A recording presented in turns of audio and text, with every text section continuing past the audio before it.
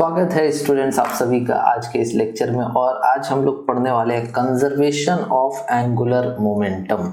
Okay, conservation of angular momentum काफ़ी हद तक इम्पॉर्टेंट है आपके रोटेशनल मोशन के चैप्टर में। एंड आपको आज कंजर्वेशन ऑफ एंगुलर मोमेंटम का जो कॉन्सेप्ट है वो समझाया जाएगा, साथ ही साथ बहुत सारे अच्छे कॉन्सेप्चुअल क्वेश्चंस जो आपको आने चाहिए वो भी आपको बताया जाएगा। तो चलिए फिर स्टार्ट करते हैं conservation of angular momentum. And हाँ, मैं एक बात आपको बता देना चाहता हूँ दैट कि अभी तक के रोटेशनल मोशन के लेक्चर्स के सारे लिंक जो है डिस्क्रिप्शन में दिए हुए, आप उससे ज़रूर देखें। साथ ही साथ अगर आप नए हैं, आपने इस चैनल को सब्सक्राइब नहीं किया है तो प्लीज़ सब्सक्राइब करें और अपने फ्रेंड्स के साथ इस वीडियो को ज़रूर शेयर करें।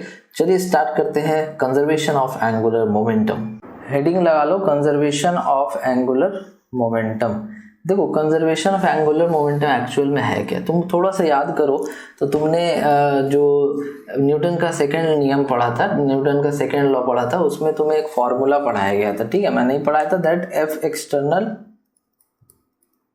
Is equals to rate of change of linear momentum. ये फॉर्मूला तुमने जो है ना उसमें पढ़ा था। ठीक है, अब ध्यान से देखो दैट कि इसी का एनालॉगस इक्वेशन, मतलब इसी के सिमिलर इक्वेशन अगर हम लोग रोटेशन में यूज़ करेंगे तो वो कैसा इक्वेशन होगा। देखो, फोर्स जो है वो क्या करता है, फोर्स ट्रांसलेटरी मोशन कराता है, टॉर्क क्या कराता है, रोटेशनल मोशन। तो फोर्स को रिप्लेस कर देंगे हम लोग टॉर्क से।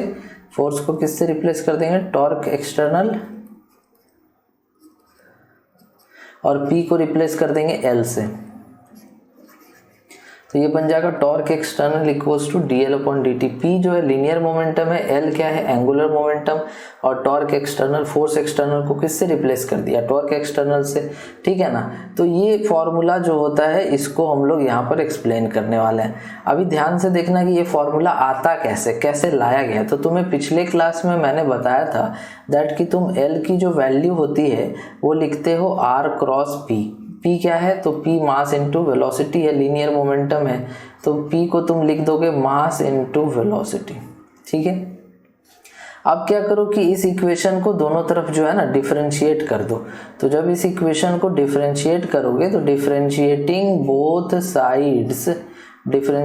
बोथ साइड्स, तो जब दोनों तरफ इस इक्वेशन को डिफरेंशिएट करोगे तो ये इक्वेशन कैसा हो जाएगा, थोड़ा ध्यान से देखो तो तुम्हें पता चलेगा दैट कि ये जो इक्वेशन है L, ये हो जाएगा D L upon D T. Time के रेस्पेक्ट में ना डिफरेंशिएट करो। ठीक है, उसके बाद बताता हूँ फिर। तो ये हो जाएगा D L upon D T. ये एक बार आर को डिफरेंशिएट करो तो हो जाएगा D R upon D T, और उसको वैसे ही रहने दो क्रॉस एम वी। फिर नेक्स्ट क्या करो ना कि r को वैसे ही रहने दो, ये uv वाला फॉर्मूला है डिफरेंशिएशन का, तो ये r तो वैसे ही रह जाएगा और m कांस्टेंट है, और ये dv अपॉन dt। इस तरह से क्या किया ना, डिफरेंशिएट कर दिया। ठीक ना।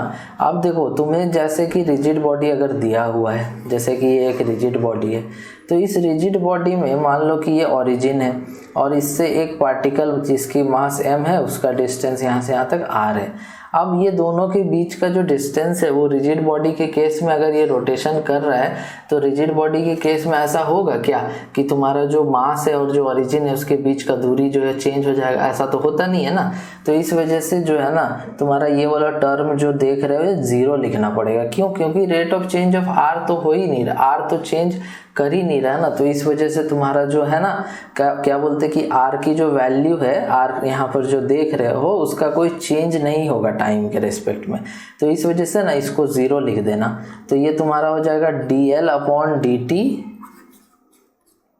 Is equals to R cross M into acceleration. तो मास इंटू एक्सेलरेशन क्या, फोर्स है ना, तो ये लिख दो आर क्रॉस एफ। तो आर क्रॉस एफ ही तो टॉर्क होता है, इस वजह से हम लोग लिख रहे हैं torque equals to D L upon D T. ये आया। अभी ये जो आया है इसको देखो मैं कैसे करूँगा, यहाँ पर कैसे समझोगे तुम कि जैसे देखो तुम्हारा जो एल है, एल अगर कांस्टेंट है, तो एल अगर कांस्टेंट होगा तो टॉर्क तो ज़ीरो होना पड़ेगा ना यहाँ पे।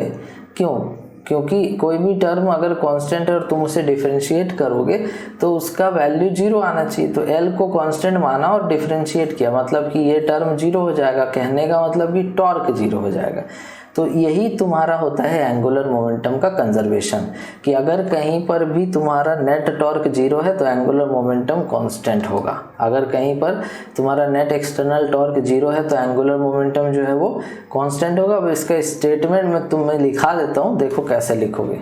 यही वाला स्टेटमेंट तुम्हें लिखना भी है कॉपी में और याद भी रखना है कि when the resultant external torque, यहाँ देखो ये जो है ना external torque acting on a system is 0, अगर किसी भी सिस्टम में एक्सटर्नल टॉर्क मेरा 0 है, then the total vector angular momentum, then angular momentum of the system remains constant, है ना।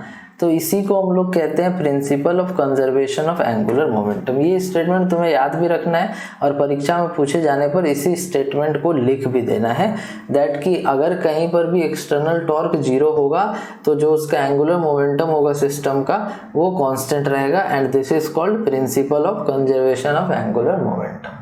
ठीक है। अब एक फॉर्मूला तुम्हें और मैंने पढ़ाया था, तुम याद करो कि पिछले क्लास में तुम्हें बताया था that L equals to I omega भी होता है। तो L कांस्टेंट होने का क्या मतलब हो रहा है कि L अगर कांस्टेंट है तो तुम्हारा जो आई ओमेगा होगा वो भी क्या होगा, कांस्टेंट होगा। अगर आई ओमेगा कांस्टेंट है तो कहने का मतलब कि आई जो है वो इन्वर्सली प्रोपोर्शनल टू ओमेगा होना चाहिए, है कि नहीं। आई जो है वो इन्वर्सली प्रोपोर्शनल टू क्या होना चाहिए, ओमेगा होना चाहिए। तो अब इसका एक एग्जाम्पल तुम ध्यान से देखना। देखो ये वाला जो डायग्राम है इसको अच्छे से समझने की कोशिश करो, दैट कि फर्स्ट केस में देखो कि ये जो लड़की जो घूम रही है ना, इसमें तुम्हें देखो जैसे कि ये बॉडी पार्ट्स जो ये एक्सिस ऑफ रोटेशन है, ठीक है, इसके अबाउट इसका रोटेशन जो है हो रहा है, इसी के अबाउट ये रोटेशन ऐसे घूम रही है, ठीक है ना। अभी देखो इसके जो बॉडी पार्ट्स है ना ये एक्सिस ऑफ रोटेशन से काफ़ी दूर है कि नहीं। ये देखो यहाँ इतना डिस्टेंस है बॉडी पार्ट्स का, मतलब कि जो मास है वो मास जो है तुम्हारा दूरी पे है कुछ, है कि नहीं, बॉडी पार्ट्स। लेकिन सेकेंड डायग्राम में देखो कि जो हमारा एक्सिस ऑफ रोटेशन है यहाँ पर अभी भी तो इसी के अबाउट रोटेशन हो रहा है, इसी लाइन के अबाउट जो है इसका रोटेशन चल रहा है कि नहीं। तो इस केस में क्या किया कि इसने अपने बॉडी को पूरा मतलब कि अपने सामने सामने ऐसे ला करके रख लिया है। तो इसमें क्या हो रहा है, तो अब इसके जो बॉडी पार्ट्स दूर थे, जैसे कि यहाँ पर मास जो है इसके एक्सिस ऑफ रोटेशन से दूर था, लेकिन अब क्या हुआ कि जो बॉडी पार्ट्स है वो सामने सामने आ गए इस तरह से करने से। तो यहाँ पर देखो होगा क्या कि जैसे यहाँ पर एंगुलर मोमेंटम अगर लिखा जाए तो L equals to I omega तो लिखना पड़ेगा, ठीक है। चलो कोई एक्सटर्नल टॉर्क लग नहीं रहा है, मतलब कि आई ओमेगा कांस्टेंट होगा, चलो ठीक है, मान लिया दैट आई ओमेगा जो है वो कांस्टेंट होगा, चलो इतना मान लिया। अब देखो अब क्या हुआ कि इस केस में मोमेंट ऑफ इनर्शिया ज़्यादा है ए में या फिर बी केस में ज़्यादा मोमेंट ऑफ इनर्शिया है। तो जाहिर सा बात है जब तुम्हारा मोमेंट ऑफ इनर्शिया मास का फॉर्मूला पार्टिकल का होता है mr², मतलब कि अगर मास ज़्यादा दूर पे होगा r दूरी पे होगा तो मोमेंट ऑफ इनर्शिया भी ज़्यादा होगा, ऐसा हम लोगों ने पढ़ा है। तो इस केस में क्या है कि जो पार्टिकल्स है बॉडी का वो दूर दूर है, तो इस वजह से इस फर्स्ट केस में I is greater than the second case. तो फर्स्ट केस में I ज़्यादा है और ये आई ओमेगा का जो प्रोडक्ट है इसको रखना है कांस्टेंट। तो इस आई ओमेगा के प्रोडक्ट को कांस्टेंट रखने के लिए क्या होगा, तो यहाँ पर तुम्हारा जो ओमेगा है उसको कम होना पड़ेगा। तो फर्स्ट केस में ओमेगा मेरा कम है, ठीक है, एंगुलर स्पीड जो है ना वो कम है, धीरे धीरे घूम रही है, ऐसे घूम रही है। लेकिन जब सेकेंड केस में चले जाओगे, सेकेंड केस की जब तुम बात करोगे तो सेकेंड केस में तुम्हारा अब आई कम हो गया। क्यों कम हो गया, क्योंकि बॉडी पार्ट सामने सामने आ गया, मास जो है वो एक्सिस के सामने आ गया, तो तुम्हारा आई तो कम होना पड़ेगा ना। लेकिन अभी भी आई ओमेगा का जो प्रोडक्ट है वो कांस्टेंट रहना चाहिए। तो अगर आई कम है तो दूसरे वाले को तो बढ़ना होगा ना, ताकि जो प्रोडक्ट है वो कांस्टेंट रहे अभी भी। तो इस वजह से सेकेंड केस में ना उसकी स्पीड जो है बहुत ज़्यादा तेज हो जाती है। पहले केस में जैसे धीरे धीरे घूम रही थी, लेकिन सेकेंड केस में क्या हो जाएगा कि वो तेजी से वो घूमने लगेगी। तो ये एक एग्जाम्पल तुम्हें मैंने बताया दैट कि एंगुलर मोमेंटम का कंजर्वेशन को ये शो कर रहा है यहाँ पे। अभी चलो इस पे एक सवाल हम लोग देखते हैं कि एक व्हील है और उसकी मोमेंट ऑफ इनर्शिया है I, a wheel of moment of inertia I यहाँ लिखा हुआ है, और radius R is rotating about its axis at an angular speed omega. तो पहले तो एक व्हील बना लो यहाँ पे, है ना, व्हील बना लो इस तरह से और इसको इसके एक्सिस के अबाउट घुमा दो। कितने से घुमाना है, ओमेगा नॉट से, मोमेंट ऑफ इनर्शिया है आई और रेडियस है आर। ये पहला लाइन जो है ना क्वेश्चन का, ये तुम्हें इतना डेटा तुम्हें दे दे रहा है। सेकेंड में देखो, it picks up a stationary particle of mass m at its edge. तो व्हील जब जा रहा था तो क्या हुआ कि वो रास्ते से एक पार्टिकल उठा लेता है जो उसके उस पे वो पार्टिकल जो है इसके एज पे सरकमफेरेंस पे चिपक जाता है। तो मान लो कि वो पार्टिकल यहाँ ऐसे चिपक गया, जैसे कि वो व्हील आगे रोल करते हुए ऐसे घूमते हुए जा रहा था ना ओमेगा नॉट से, इसकी रेडियस थी आर और मोमेंट ऑफ इनर्शिया इस एक्सिस के अबाउट थी आई। तो ये डेटा गिवन था। अभी क्या हुआ कि एक पार्टिकल जिसकी मास m है उसके एज पे चिपक जाती है, तो नया एंगुलर स्पीड क्या होगा व्हील का। देखो यहाँ पर जैसे तुम्हें एंगुलर मोमेंटम अगर जानना है तो उसका फॉर्मूला तो पहले समझ लो कि आई ओमेगा था, ठीक है ना। आई ओमेगा जो फॉर्मूला था तो उसमें तुम्हारा इस व्हील का मोमेंट ऑफ इनर्शिया आई है, लेकिन इस मास के चिपकने से m के चिपकने से क्या हो रहा है, तो उसकी मोमेंट ऑफ इनर्शिया में फ़र्क पड़ जा रहा है। लेकिन मेरे को तो ये आई ओमेगा का प्रोडक्ट को कांस्टेंट रखना है, तो ये आई अगर तुम्हारा चेंज हुआ है तो ओमेगा को भी चेंज होना पड़ेगा। तो इनिशियल केस में जैसे एल इनिशियल में मोमेंट ऑफ इनर्शिया केवल व्हील का है जो आई है और ओमेगा नॉट इसका एंगुलर स्पीड है, ठीक है।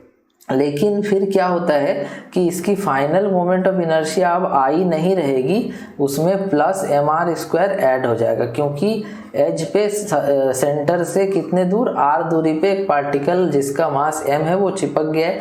तो इस वजह से इसकी मोमेंट ऑफ इनर्शिया को i की जगह पर अब तुम्हें लिखना पड़ेगा i प्लस mr², और साथ ही साथ ओमेगा नॉट को चेंज करके ओमेगा लिखना होगा।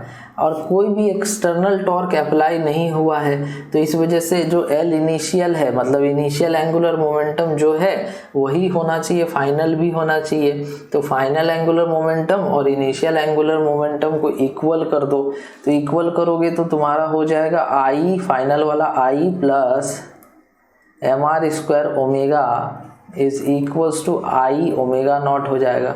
तो ओमेगा इक्वल्स टू कितना आ जाएगा, I omega not divided by I plus mr²। ये तुम्हारा आंसर आ जाएगा, है कि नहीं। तो इस तरह से इसका जो एंगुलर स्पीड है वो चेंज हो गया। क्यों चेंज हो गया, क्योंकि मोमेंट ऑफ इनर्शिया में हमें चेंज देखने को मिल रहा है और हमने कंजर्वेशन ऑफ एंगुलर मोमेंटम लगा करके फिर हमने बता दिया दैट कि हाँ भाई ये फाइनल ओमेगा आना चाहिए। नेक्स्ट जो मैं तुम्हें बताने जा रहा हूँ काफ़ी ज़्यादा इंपॉर्टेंट है, इसलिए ध्यान से सुनना। दैट कि फर्स्ट केस में देखो तुम्हारे पास एक रॉड है जिसकी मास है m, लेंथ है l।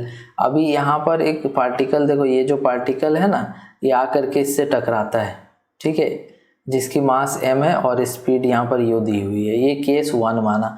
अभी ये रॉड यहाँ पर हिंज किया हुआ है, ये भी ध्यान से देख लो, ये सब देख लो, फिर जो स्टेटमेंट्स है वो मैं एक्सप्लेन करूँगा तो तुम्हें अच्छे से समझ आएगा।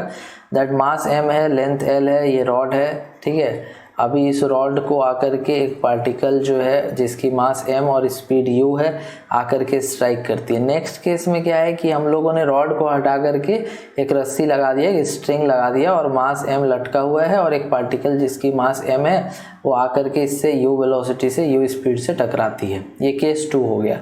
तो अब यहाँ पर जो एक्सप्लेन करना है वो क्या है, ध्यान से देखो।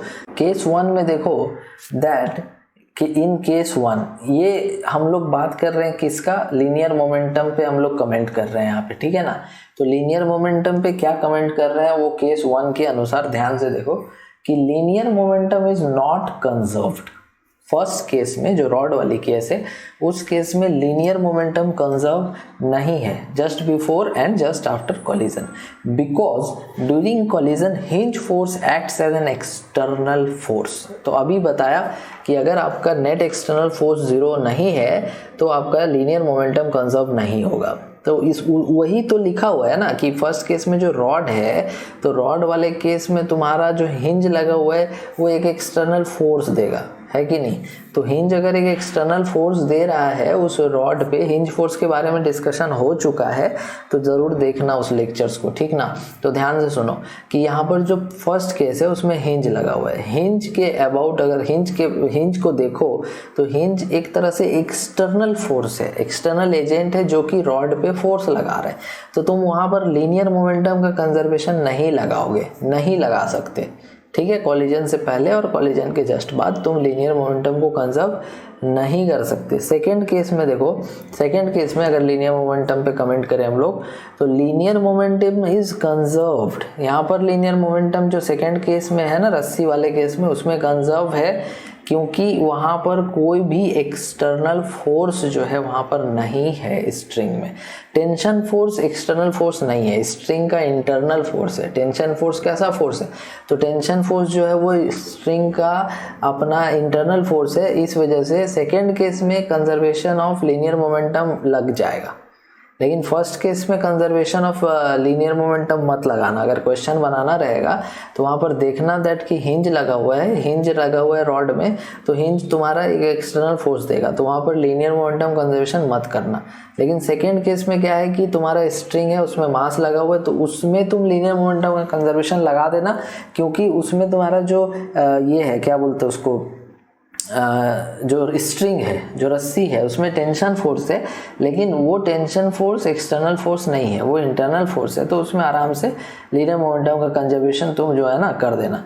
अब चलो बात करते हैं हम लोग कि एंगुलर मोमेंटम पे क्या बात हो सकता है। कि पहला केस में देखो, केस 1 में, तो केस 1 में देखोगे तो hinge force acts N external force, लेकिन हमें कंजर्वेशन ऑफ लीनियर मोमेंटम जब करना होता है, एंगुलर मोमेंटम का जब कंजर्वेशन हम लोग करते हैं, तो अभी हमने पढ़ा कि तुम्हारा नेट एक्सटर्नल टॉर्क 0 होना चाहिए। तो ए पॉइंट के अबाउट अगर तुम टॉर्क लिखोगे तो ए पॉइंट के अबाउट जो हिंज का फोर्स है वो तो ए पे ही लग रहा है, और तुम जो है टॉर्क ए के अबाउट ही लिख रहे हो, तो तुम्हारा जो नेट एक्सटर्नल टॉर्क कहाँ से आएगा? आई समझ में? नहीं समझ आई?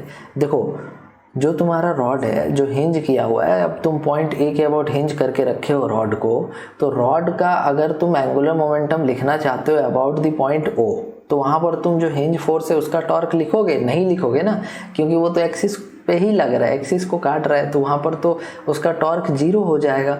तो इस वजह से तुम्हारा जो यहाँ पर एंगुलर मोमेंटम जो है हिंज मतलब ए के अबाउट जो है वो कंजर्व होगा। तो hinge forces act at an external force during collision but except point A all the other reference given point torque net is not equal to 0, so angular momentum is conserved only for point A. मतलब फिर से एक बार सुनो कि जैसे ए जो point है, ए पे तुम्हारा लग रहा है हिंज फोर्स, और अगर हम लोग टॉर्क अबाउट ए लिखेंगे due to the external force तो वो 0 आएगा। लेकिन अगर सपोज इसके अबाउट टॉर्क लिखे या एंगुलर मोमेंटम हम लोग कंजर्वेशन कराना चाहते हैं इसके अबाउट, तो इसके अबाउट जब एंगुलर मोमेंटम कंजर्वेशन कराओगे तो यहाँ पर जो फोर्सेज है हिंज का वो तो कुछ टॉर्क दे देगा, तो फिर तो नेट एक्सटर्नल टॉर्क 0 कहाँ हुआ? फिर तो नेट एक्सटर्नल टॉर्क 0 हुआ कहाँ? तो यहाँ पर तुम्हारा जो यहाँ लिखा हुआ है ये स्टेटमेंट बहुत ही अच्छा लिखा हुआ है दैट कि angular momentum is conserved only for point ए। केवल और केवल ए पॉइंट के लिए ही एंगुलर मोमेंटम जो है कंजर्व है, और किसी पॉइंट के लिए यहाँ पर एंगुलर मोमेंटम कंजर्व नहीं है, क्योंकि और किसी भी ए को छोड़ करके और किसी भी पॉइंट के अबाउट तुम अगर एंगुलर मोमेंटम का कंजर्वेशन कराओगे तो टॉर्क मिल जाएगा तुमको एक्सटर्नल फोर्स की वजह से, जो कौन सा फोर्स है? हिंज फोर्स है। तो फिर कहाँ से होगा? नहीं होगा। तो सेकेंड केस देखो क्या बोल रहे हैं। सेकेंड केस में angular momentum is conserved about any point, किसी भी पॉइंट के अबाउट एंगुलर मोमेंटम कंजर्व कर दो, क्योंकि नेट एक्सटर्नल फोर्स है ही नहीं, टेंशन फोर्स है जो इंटरनल फोर्स है, तो नेट एक्सटर्नल फोर्स है ही नहीं, तो नेट एक्सटर्नल फोर्स का टॉर्क भी तो नहीं होगा ना। तो इस वजह से तुम एंगुलर मोमेंटम कंजर्व करा सकते हो किसी भी पॉइंट के अबाउट। ठीक है, ये सेकेंड पॉइंट होगी। तो काफ़ी ज़्यादा ये इम्पॉर्टेंट है, और इसको बहुत अच्छे से जो है ना लिख लो कॉपी में, और इसको नोट करके रखो, याद भी करके रखो दैट ऐसा ऐसा होता है, ये क्या लीनियर मोमेंटम है, क्या एंगुलर मोमेंटम कंजर्वेशन किस में होगा किस में नहीं होगा। काफ़ी ज़्यादा इंपॉर्टेंट, इसलिए अच्छे से इसे नोट कर लो। अभी अगला प्रश्न देखो क्या है कि एक यूनिफॉर्म रॉड है, यूनिफॉर्म रॉड माने कि जिसका मास थ्रू आउट सेम है, कहीं ज़्यादा कम नहीं है। अब मास m ले लो और लेंथ l है। ठीक है, ये जो इंपॉर्टेंट पॉइंट्स मैं अंडरलाइन कर दे रहा हूँ। तो रॉड का मास m लेना है, लेंथ जो है l है, और it can rotate freely on a smooth horizontal plane. Free rotation हो सकता है इसका स्मूथ हॉरिजॉन्टल प्लेन में। किस पॉइंट के अबाउट ये आराम से रोटेशन कर सकते हो? तो हिंज पॉइंट के अबाउट। यहाँ पे जो हिंज लगाया गया ना h, यहाँ पर इसके about vertical axis at point horizontal plane. अभी देखो इसका क्या मतलब है, मैं तुम्हें समझा देता हूँ। जैसे कि एक टेबल है, इस तरह से एक टेबल है, और इस टेबल पे जो रॉड है वो ऐसे रखा हुआ है। ठीक है, और ये जो है ना ये एक्सिस वर्टिकल है, इसके अबाउट जो है तुम्हारा इस वर्टिकल एक्सिस के अबाउट जो है ये रॉड जो है हिंज किया हुआ है, ऐसे वर्टिकल एक्सिस ऐसे जा रहा है। तो ये डायग्राम तुम्हें उस तरह से दिखाया गया है। तो ये हो गया तुम्हारा एक्सिस ऑफ रोटेशन, इसके अबाउट रॉड जो है हॉरिजॉन्टल प्लेन पे रखा हुआ है, वर्टिकल एक्सिस है तुम्हारा हिंज किया हुआ है, और इसके अबाउट ये रोटेशन ऐसे जो है ना ऐसे ऐसे आराम से घूम सकता है। तो ये क्वेश्चन में गिवन है, ठीक है। अब एक पॉइंट मास है हैविंग सेम मास m। अभी यहाँ पर जैसे मास m जो है coming with initial speed u speed से आता है और जाकर के रॉड पे परपेंडिकुलरली टकराता है, और इन इलास्टिक कोलिजन है एट इट्स फ्री एंड, मतलब कि ये एंड पे यहाँ पर टकराएगा। ये क्वेश्चन में लिखा हुआ at its free and, free and कौन है ये, तो इस एंड पे जाकर पार्टिकल टकरा जाएगा परपेंडिकुलरली, ठीक ना। Find out the angular velocity of the rod just after collision. तो कोलिजन होने के बाद तो रॉड घूमेगा ना, कैसे, देखो जो भी तुम्हारा हॉरिजॉन्टल प्लेन है जिस पे रॉड ऐसे रखा हुआ था, अब कोई पार्टिकल आकर के इस एंड को, इस वाले एंड को टकराएगा तो ये तो घूमेगा ना भाई, तो घूमेगा तो उसका एंगुलर स्पीड, तुमको एंगुलर वेलोसिटी जो है ना रॉड का वो निकाल के बताना है कोलिजन के बाद। तो देखो कैसे करोगे ना, बहुत आसान है कि सब समझो, ऐसे समझो कि तुमने शुरू का कुछ एंगुलर मोमेंटम है वो निकाला, फिर फाइनल कुछ एंगुलर मोमेंटम निकाला और दोनों को इक्वल कर दिया, ठीक है। मतलब इनिशियल एंगुलर मोमेंटम को और फाइनल एंगुलर मोमेंटम को क्या कर दिया, इक्वेट कर दिया। तो इससे फायदा क्या होगा, इक्वेट क्यों कर रहे हैं, तो इक्वेट इसलिए कर रहे हैं क्योंकि हम लोग यहाँ पर देखेंगे कि जो नेट एक्सटर्नल टॉर्क होगा वो जीरो होगा, तो उसके लिए तुम्हें टॉर्क किसके अबाउट लिखना पड़ेगा, हिंज के अबाउट लिखना पड़ेगा। तो इसीलिए हम लोग लिख रहे हैं torque about H, torque about H. तो टॉर्क अबाउट एच जब तुम लिखोगे तो टॉर्क अबाउट एच तो तुम्हारा क्या हो जाएगा, कोई भी एक्सटर्नल फोर्स का टॉर्क होगा नहीं एच के अबाउट, तो इसीलिए जीरो हो जाएगा। तो कंजर्वेशन ऑफ एंगुलर मोमेंटम तो लगाना है अपने को, ठीक है ना, कंजर्वेशन ऑफ एंगुलर मोमेंटम लगाना है, लेकिन किस पॉइंट के अबाउट, तो हम लोग लिखेंगे अबाउट एच, क्योंकि एच के अबाउट कंजर्व होगा एंगुलर मोमेंटम। क्यों कंजर्व होगा बता दिया तुम्हें। तो एच के अबाउट तुम जो है ना कंजर्वेशन ऑफ एंगुलर मोमेंटम आराम से जो है ना लगा दो, ठीक है। तो देखो कैसे करेंगे, तो इनिशियल एंगुलर मोमेंटम जो है L I equals to I omega, केवल आई ओमेगा, और कुछ तो है नहीं। लेकिन ये आई ओमेगा लिखने का जरूरत नहीं है, इसे तुम जीरो लिखो, क्यों, क्योंकि रॉड तो घूम नहीं रहा ना, रॉड घूम रही क्या नहीं, तो आई ओमेगा हो गया जीरो। लेकिन ये मास m तो चल रहा था, तो ये हम लोग लिखते हैं ना m v r sine theta, याद करो पिछले क्लास में बताया था, तो m v r sine theta. तो मास m है, वेलोसिटी u है, और सेपरेशन जो दूरी जहाँ पर टकराएगा परपेंडिकुलरली वो l है, तो m v l sine 90 degree. तो इस वजह से केवल l इनिशियल में हो जाएगा एम यू एल, ये लिख दिया। अब देखो फाइनली तुम्हें फाइनली भी तो लिखना पड़ेगा, तो फाइनल लिखने के लिए एल फाइनल इक्वल्स टू, अब यहाँ पर जैसे ये तो था जस्ट बिफोर कोलिजन का एंगुलर मोमेंटम, ये कब का है, तो ये जस्ट बिफोर है, कौन सा जस्ट बिफोर, क्या जस्ट बिफोर कोलिजन का ये एंगुलर मोमेंटम है। अब तुम एल फाइनल लिखो, मतलब कि just after collision, just after collision मान लो कि रॉड जो है ओमेगा से घूमने लग गया।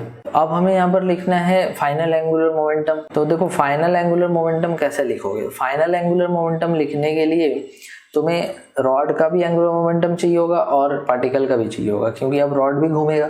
तो I of rod into omega of rod, I omega plus फिर से आई ऑफ द पार्टिकल और ओमेगा ऑफ द पार्टिकल, है ना, ये होना चाहिए। तो देखो आई ऑफ द रॉड इसके अबाउट अगर लिखते हो हिंज के अबाउट तो कितना लिखोगे, तो m l square upon 3 and है ना वो, into omega plus I of the particle अगर लिखोगे तो आई ऑफ द पार्टिकल कितना लिखना पड़ेगा, मास m है और दूरी उसका कितना एक्सिस ऑफ रोटेशन से l, तो इस वजह से एम एल स्क्वायर इंटू वो भी तो ओमेगा से रोटेट करेगा रॉड के साथ। तो ये तुम्हारा हो गया जस्ट आफ्टर कोलिजन, ये कब का कंडीशन हो गया, ये हो गया जस्ट आफ्टर कोलिजन। तो जस्ट बिफोर कोलिजन का भी थ्योरी तुमने नहीं पढ़ा है तो पढ़ लेना अच्छे से, वो भी कराया है मैंने। तो देखो यहाँ पर तो एल इनिशियल और एल फाइनल ये दोनों इक्वेट करो, तो एल इनिशियल और एल फाइनल को इक्वेट करना है। क्यों इक्वेट करना है, क्योंकि हम लोग मोमेंटम का एंगुलर मोमेंटम का कंजर्वेशन जो है एच के अबाउट करा सकते हैं। तो L initial equals to L final कर रहे हैं हम लोग, एल इनिशियल है m into u into L बराबर एल फाइनल कितना है, एल फाइनल है m l square by 3 into omega plus ml² omega. तो हमें तो ओमेगा चाहिए था ना, एंगुलर स्पीड देखो यहाँ पे क्वेश्चन में गिवन था, find out the angular velocity of the rod just after collision. तो ओमेगा इक्वल्स टू हो जाएगा m, देखो दोनों तरफ से कैंसिल कर दो और एक l भी कैंसिल कर दो, तो बचेगा u अपॉन ये m और l। तो ओमेगा यहाँ से कॉमन आ चुका है, तो यहाँ पर ये नीचे आ जाएगा, तो सिंपली इसे तुम लिख देना l/3 प्लस l, तो ये हो जाएगा 3u अपॉन 4l, है ना। ये तुम्हारा फाइनल एंगुलर स्पीड आ जाएगा जो जिससे वो रॉड घूमने लगेगा कोलिजन होने के जस्ट बाद। अभी देखो ये तुम्हारा अगला प्रश्न है यहाँ पर कि फिर से हमने एक यूनिफॉर्म रॉड लिया, ठीक ना, इसकी मास m है, लेंथ l है, और ये आराम से एक स्मूथ हॉरिजॉन्टल प्लेन जैसा था, उसमें वर्टिकल एक्सिस लगा हुआ जैसा पिछला वाले में था। एज के अबाउट ये आराम से ना रोटेट कर सकता है। मास यहाँ पर m है, mass of the rod is m, length of the rod is l and it is hinged at point h। Point mass having same mass का पॉइंट, यहाँ देखो पॉइंट मास आ रहा है ना, same mass, coming with initial speed u perpendicular to the rod, जा करके perpendicularly strike करता है and sticks to it at a distance of 3l/4। ये देखो दूरी जो है, अब ये फ्री एंड पे नहीं जाएगा, यहाँ पर क्वेश्चन में मेंशन कर दिया है दैट कि ये जो जाएगा अब यहाँ पर सीधा जा करके इस पॉइंट पे टकराएगा, जो कि कितने डिस्टेंस पे, 3l/4 डिस्टेंस पे है from the hinge point. Find the angular velocity of the rod just after collision. Same process वैसे ही करना है, तुम चाहो तो खुद से सॉल्व करो वीडियो पॉज करके और देखो कि तुम्हारा आंसर क्या आता है, फिर मैच करना, ओके। तो यहाँ पर फिर से वही करो, फिर से कंजर्वेशन ऑफ एंगुलर मोमेंटम लगाओ तुम, कंजर्वेशन ऑफ एंगुलर मोमेंटम फिर से करो h के अबाउट। तो इनिशियल मोमेंटम किसके पास है, पार्टिकल चल रहा है, रॉड रुका हुआ है, तो इस वजह से पार्टिकल की मास m, स्पीड u और दूरी हो गई 3l/4 जैसा पिछले में किया था, है ना, sin 90। तो ये तुम्हारा आ गया angular momentum of initial situation में क्या होगा, एंगुलर मोमेंटम ये आ गया। अब फाइनली क्या होगा कि रॉड घूमने लगेगा, पार्टिकल भी उसके साथ साथ घूमने लगेगा। तो मान लो रॉड टकराने के बाद ओमेगा से घूमने लगा, पार्टिकल उसमें चिपक गया, वो भी ओमेगा से घूमने लगा। तो एल फाइनल अब किसके पास होगा, तो एंगुलर मोमेंटम आपका रॉड का होगा प्लस एंगुलर मोमेंटम आपका पार्टिकल का भी होगा, तो बॉल बोल दो उसे, है ना। तो L of the rod means I of the rod into omega of the rod plus L of the ball means rotation के लिए I of the ball plus omega of the ball.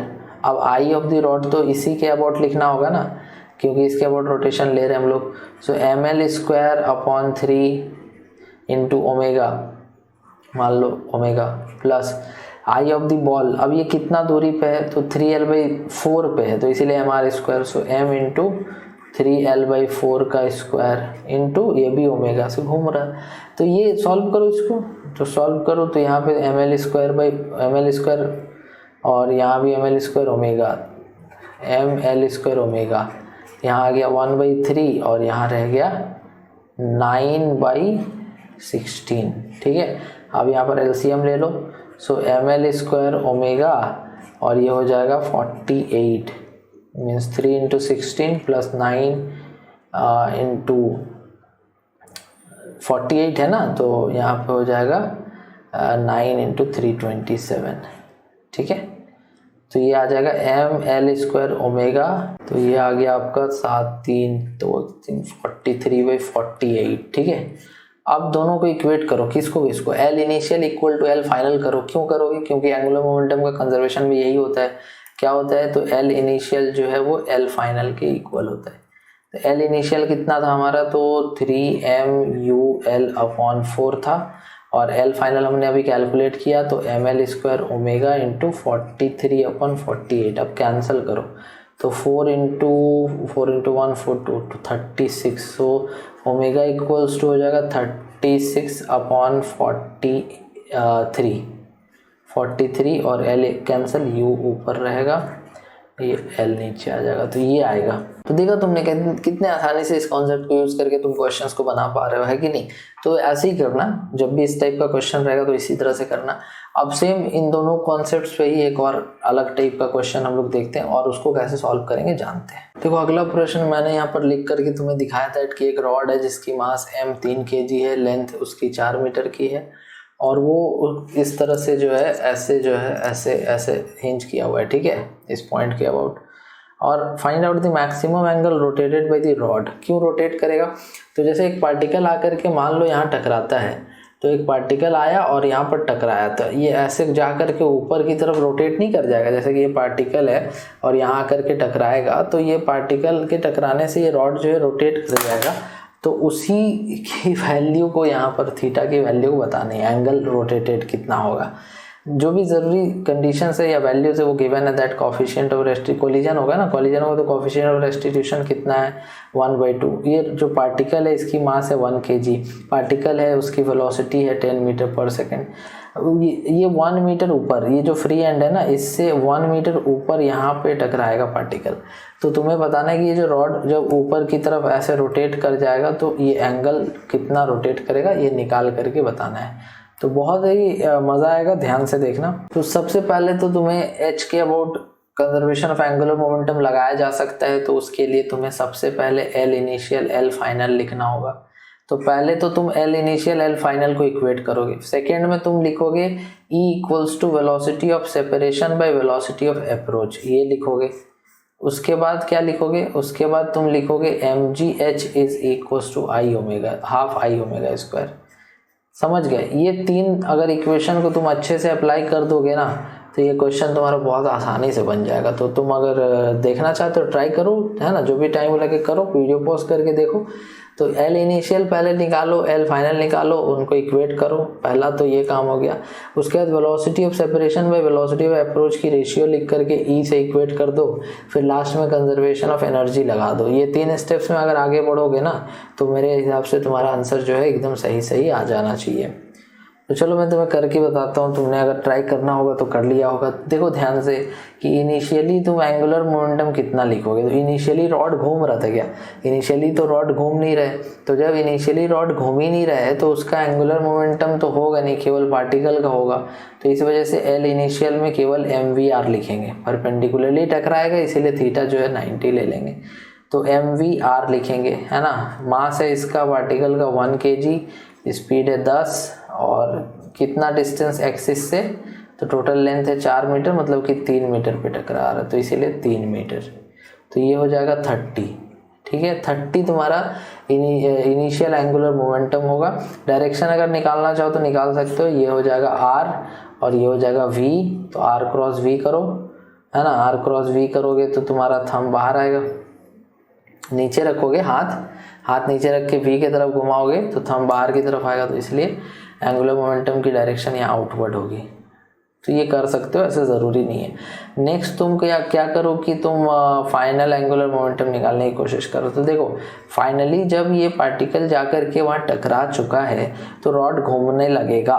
तो rod और particle जो है उन दोनों की तुम्हें एंगुलर मोमेंटम लिखनी पड़ेगी। तो जैसे मान लो जब ये रॉड पे जब पार्टिकल टकराया ना, तो पार्टिकल की वेलोसिटी u से बदल के हो गई v, मतलब कि उसका एंगुलर मोमेंटम अब लिखना पड़ेगा m into v into are.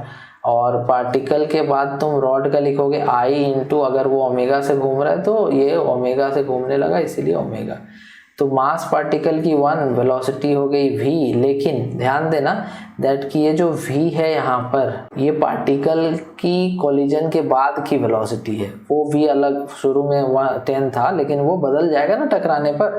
तो इसीलिए mass into velocity into distance कितना 3 प्लस, अब आई ओमेगा लिखो, तो आई इंटू ओमेगा। अब आई किसका? Moment of inertia of the rod about this point, तो वो हो जाएगा ml स्क्वायर बाई 3।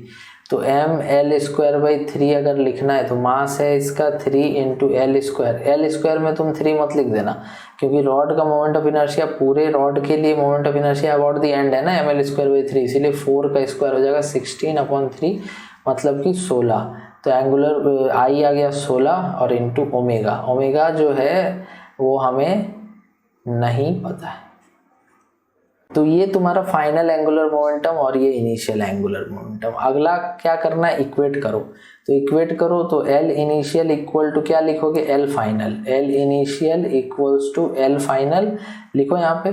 तो ये हो जाएगा 30 equals to 3v plus 16 omega. अब इस इक्वेशन को रख लो। तो देखा तुमने, पहला जो था उसको यूज़ करके एक इक्वेशन निकाल लिया। अब दूसरा देखो, दूसरा वाला यूज़ करो।